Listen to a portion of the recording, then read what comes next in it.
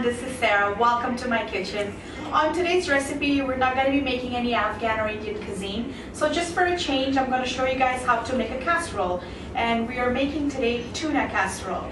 This is a really comfort food and the kids going to love it. So let's take a look at the recipe and let's go to the ingredients.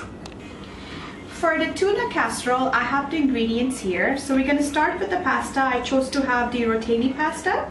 At the same time, we need some vegetables to stir fry it kind of. So I have mushrooms here. This is white mushroom. You can have brown if you like. Some fine chopped celery and onions. I have some fresh garlic. We'll need butter for the sauce. And I also have some frozen peas. And I chose to go with the light chunk tuna. Make sure it's a chunk tuna. And I have two types of cheese. One is the shredded cheese that for the sauce I need. And this one is optional. This is for garnishing, so it's medium cheddar. We also need some milk here for the sauce. And some all-purpose flour. This is white flour. Salt to taste and some black pepper we're gonna go with. So this all is gonna be divided between the sauce and the vegetable saute here. Let's go to the cooking. So I have my pan on a medium heat here. I'm gonna have some oil, just a little bit.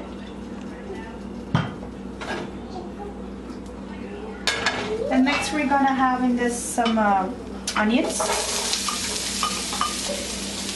I've been stirring this for a minute now. You don't want to burn this or cook this too much. So next we're gonna go with celery. In about 2 minutes I've been stirring the onions and celery. Now we're gonna go ahead with the mushrooms. I have already put in the garlic, so the garlic goes next, and give it a good stir. It's been about 8 to 6 minutes that I've been stirring all the vegetables. Now you're just going to add a little bit of salt to taste, and this is ready. You can leave this aside. On this other pot, I have my heat lower than medium. I'm going to go ahead add the butter. You can add more butter if you like. It doesn't hurt. So I'm going to add this much. If I need more, I'll be adding more later.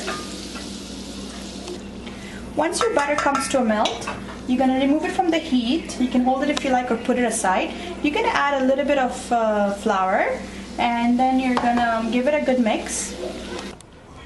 Now I'm going to add the 2nd tablespoon of the flour, and I'm going to give it a stir.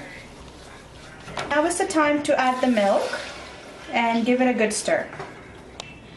After the milk, I've been stirring this for a while. As you can see, it thickens up.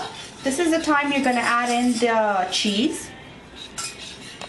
I have removed it from the heat, so I'm going to go ahead and add my white shredded cheddar cheese.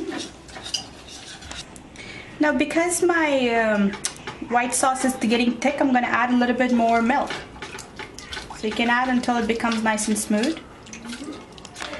This is shredded Italian fort cheese, so you can call it mozzarella if you like, or white cheddar, up to you. But I'm going to add a little bit more to this, and we're going to stir this again until the cheese gets melt. So our white sauce is ready. If it gets too thickened, you can add more milk to it. Other than that, this is good enough. On this other pan, I have the water come to a boil. We're going to cook the pasta. My pasta is ready. It took me about 3 minutes to boil this. You don't want to boil this too much than regular time that it says on your pasta, because this is going to get baked, and if you boil this too much, it's going to become like a dough and very soggy. So I have the pasta back in the pot. Make sure you drain the water of the tuna and give this a good mix. Now we're going to mix the sauteed or stir-fried vegetables. Now we're going to add in some black pepper. Now you're going to add in the sauce and give it a good mix. Now we're going to mix in some green peas, frozen green peas. If your tuna casserole is too sticky and dry, you can add a little bit more milk. Now I have transferred this to your casserole baking dish, And now you're gonna spread this the cheddar cheese all over. Now I have covered this and made some space here for the air. You want to make sure your oven is on 350, and you're gonna have this in there for about 15 to 20 minutes. So we're gonna keep this here for about 15-20 minutes on 350. It's been about 15 minutes. Now I'm gonna remove this and let it bake for another 10 minutes on 350 still. It's been good 10 minutes now that this has been baking without the sheet on it, so our tuna casserole is ready to be served. Our tuna casserole is ready. You can serve this with some salad of your choice or a side of garlic bread with a glass of juice or milk if your kids like. This is very comforting food. So I hope you guys try this recipe, and I thank you very much for watching today's show. We'll stay tuned for many more recipes. It's a brand new